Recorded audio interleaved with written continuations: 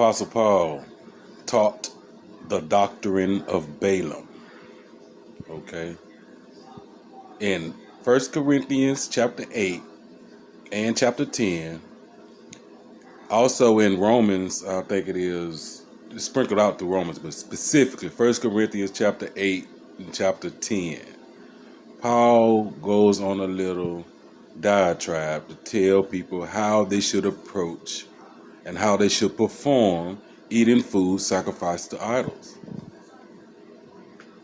You professional Pauline pushers, you know exactly what I'm talking about.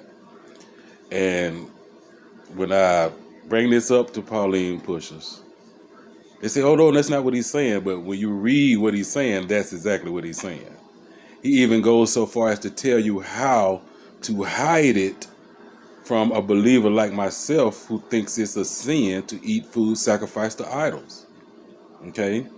Contrary to what the letters that Paul was given in Acts 15, where it told them about not forcing Gentiles to be circumcised and what they should do, which was to abstain from meats sacrificed to idols, to abstain from fornication, and from things strangled, and from blood. Okay?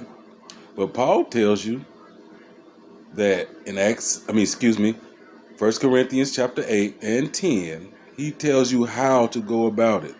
And he uses this phrase: when one sees you at meat in the idol's temple. Okay?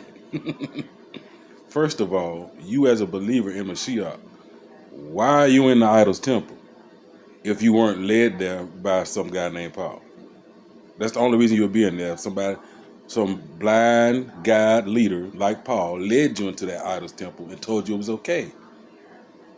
Okay, all the scripture prior to Paul saying what he said in 1 Corinthians 8 and 10, okay, warns you not to participate in eating food sacrificed to idols. We even have scripture after 1 Corinthians 8 and 10 telling us revelations about how the Mashiach is against those who have the doctrine of Balaam, who taught Balak to cast a stumbling block before the children of Israel to eat food sacrificed to idols. Paul even uses this word stumbling block in his diatribe in 1 Corinthians 8 and 10. Okay? Explain that.